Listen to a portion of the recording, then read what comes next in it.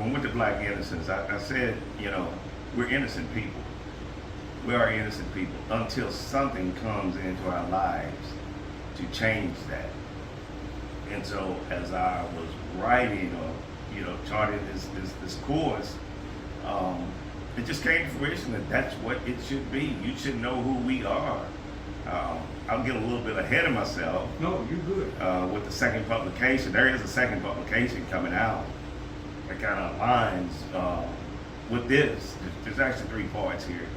The second publication, or the third publication, is Black Innocence 2, which is consciously you know me, unconsciously you treat me.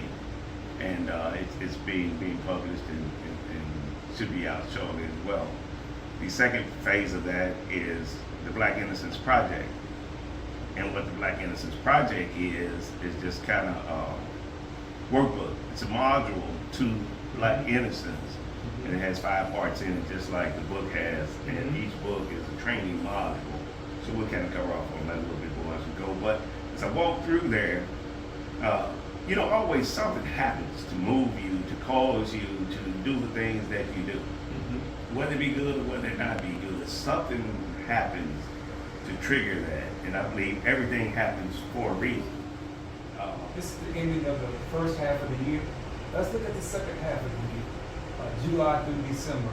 Just paint a picture as to what you are going to be doing, and then we can see how the audience and all of us can plug in.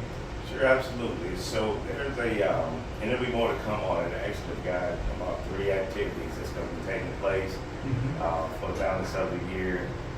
Probably 2 of which will happen before September. So I'll be sharing that information out. But those are opportunities to get out and have these type of conversations and to show how this movement, how it's impacting our lives in general. And we'll break down and get a little bit more granular than what that looks like regards to, we'll be talking about mental health and how we're impacted by that. We always talk about the socio-economic factors that are out there, but we're going to get a little bit deeper. That's a term, mental health, that I think maybe tossed around kind of loosely, for a little bit too much. It's real. I do get that. I do understand that. We believe it. But I think that everything is branded like that stereotyping that we have been labeled with over the years, and that's kind of what movement talks about, and those stereotypes and those biases that exist. So far, we'll be coming up talking about some of these things a little bit deeper, get closer to home, and help people understand how that mentality even resonates in those type of areas as well. So we're looking at one of my initial focuses is to, and we spoke about it a little bit, is trying to get the corporate structure to see how they fit into this equation, that they play a part as well. I was in conversation, I'll be brief, but I was in conversation with him over the weekend, millionaire. We were sitting at a table, at the dinner table, when we were having this very conversation. And one of the things that was brought up was the $150,000 employee. He's got to be pretty high up when it comes to us. Older people, younger people, they won't take money, and they won't go to work unless they receive due compensation on the front end anymore, and rightfully so. But the question was, how do you get that 150 person to the 300,000? And he's got the credentials, he's got the PhDs, he's got the law degrees, he's got all of that. I said, they don't move them. The corporate world does not move them. It's not that they're not there, it's that they don't move them, right? But they bring Lil Johnny in at 300,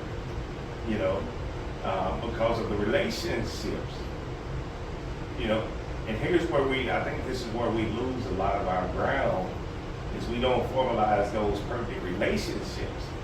Sometimes we get stuck, to a fault of our own, and we don't formalize those relationships along the way to help position us. And it's all internal. They're not all internal. They're internal or external. You got to understand where you are, and that's what we talk about here.